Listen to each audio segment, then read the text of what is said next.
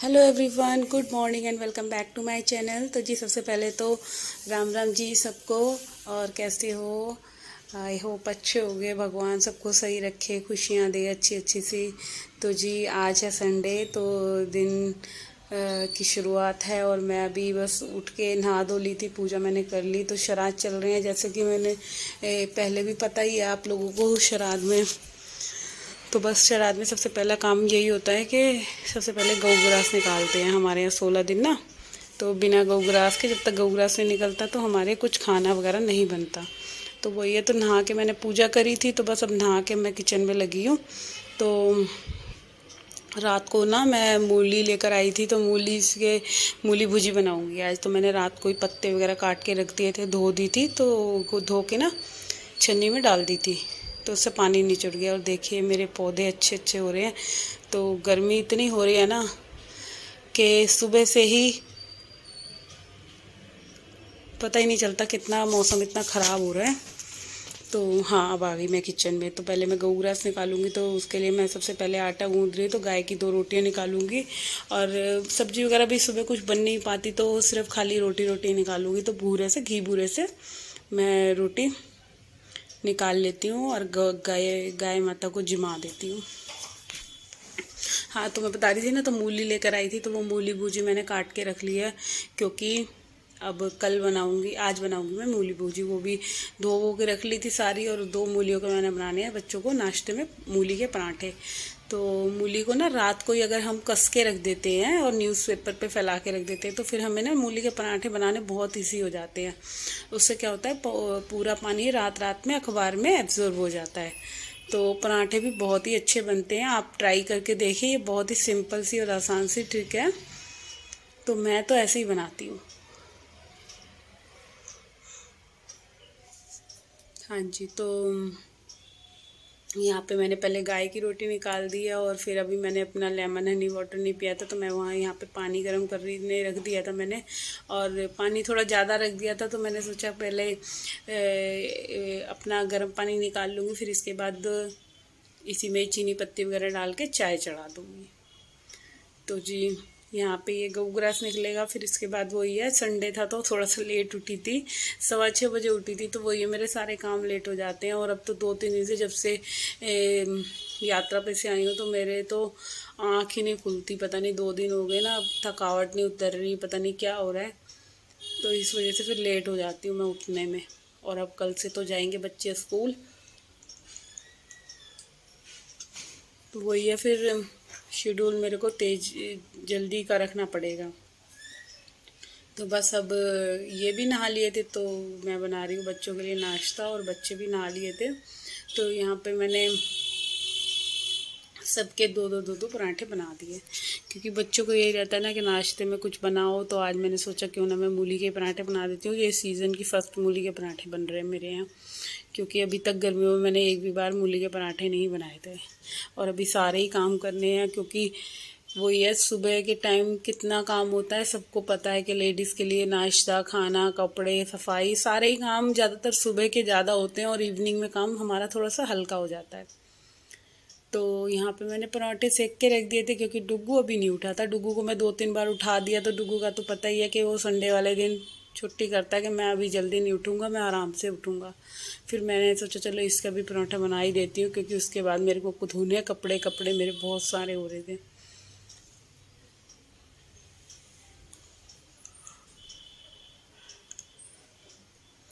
तो जी यहाँ पराठे वगैरह बन जाएंगे, फिर इसके बाद लगाऊंगी मैं भी काना का भोग, पराठे को ठंडा करके, क्योंकि गऊ रास्ते को तो निकल गया था, तो अब लगा दूंगी काना का भोग। और काना का भोग भी वही है, ज़रूरी है, जब हम खाते हैं तो उनको भी हमें कुछ ना कुछ खिलाना चाहिए, है ना। तो मेरा तो यही होता है, सुबह के टाइम जो भी मेरे किचन में बनता है ना, तो मैं काना का भोग ज़रूर लगाती हूँ। और यहाँ पे देखिए ये आ गया था, तो कह रहा नाश्ता दे दो। तो मैंने कहा पूजा वगैरह कर ले पहले, तो फिर जब तक मेरा यहाँ नाश्ता भी रेडी हो जाएगा। और क्या होता है ना, अभी जो जैसे जैसे सर्दियाँ आएंगी, तो सर्दियों में तो वैसे भी मूली के, आलू के ये पराठे बहुत ही अच्छे लगते हैं, बिल्कुल एकदम करारे करारे से, खस्ता खस्ता, मेरे को तो बहुत अच्छे लगते हैं। और पता नहीं लोगों को अच्छे लगते हैं कि नहीं लगते हैं, कमेंट बॉक्स में बताना। मेरे को तो बहुत अच्छे लगते हैं ठंड में पराठे। बस मैं थोड़ा सा ऑयली ज़्यादा ना हो जाए इस वजह से कम खाती हूँ।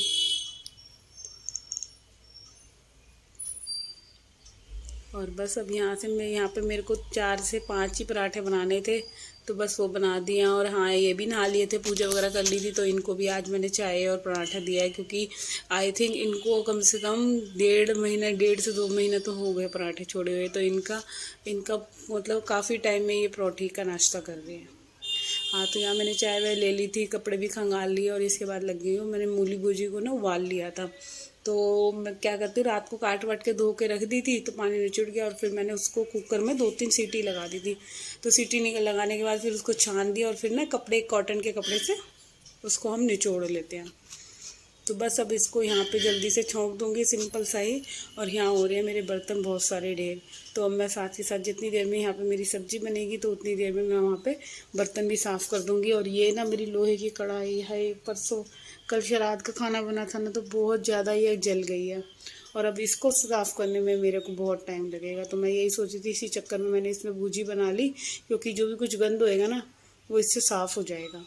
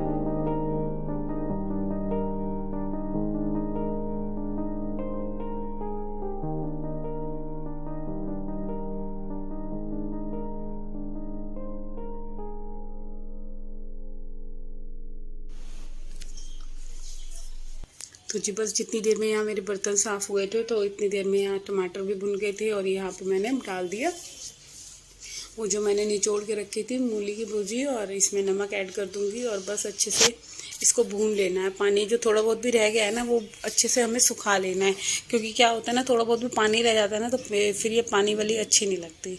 तो बस यहाँ पे ये बन के रेडी होगी। और आप चाहें तो इसको लहसुन से छोंक सकते हैं, तो लहसुन से छौंकने के बाद बहुत ही टेस्टी बनती है ये। तो वो यह मेरे यहाँ लहसुन कम यूज़ होता है, क्योंकि इनके चक्कर में, और इसी वजह से फिर मैंने सोचा चलो ऐसे बना लेती हूँ। अगर बचेगी शाम को इवनिंग में तो मैं इसे लहसुन से फ्राई कर लूँगी दोबारा से।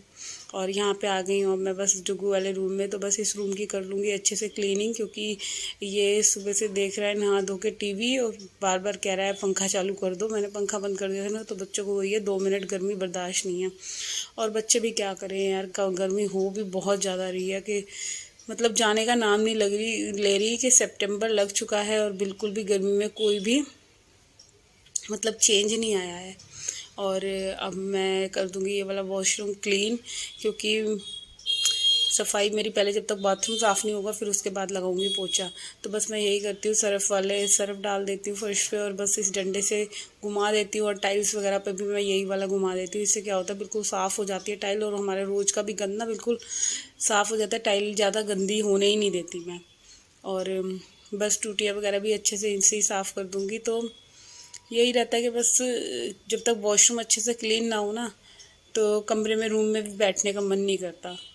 तो बस इसी चक्कर से ना, तो सर्फ से तो मेरा ये दोनों बाथरूम बहुत रेयर ही होता है कि मैं सर्फ से सफाई ना करूँ, क्योंकि जिस दिन सर्फ से नहीं होती ना, उस दिन थोड़ी थोड़ी सी मेरे को खुद ही स्मेल सी लगने लग जाती है। तो इस वजह से मैं वॉशरूम में सर्फ डाल के ज़रूर साफ़ करती हूँ। बस यहाँ पे बाथरूम की धुलाई करने के बाद और लगाऊंगी फिर कमरे में पोछा। तो और अभी किचन भी रह रहा है पोछा लगाने के लिए, और बैल्कनी भी रह रही है। तो बस अभी ये सारे काम मेरे छोटे मोटे रह रहे हैं, और बस अब यहाँ पे जल्दी से हो गया डुगू का रूम क्लीन। तो अब बस फाइनल टच बैठ के पोछा लगा लूँगी, और फिर हो जाएगा मेरा वही रोटी वोटी का टाइम। तो यही है, सुबह से लगे वही 12 से 1 तो मेरे बज ही जाते हैं काम निपटाते। और देखने में ऐसे लगता है कि वीडियो में 10 से 15 मिनट का वीडियो शूट करने में कम से कम 3 से 4 घंटे मुझे लग जाते हैं।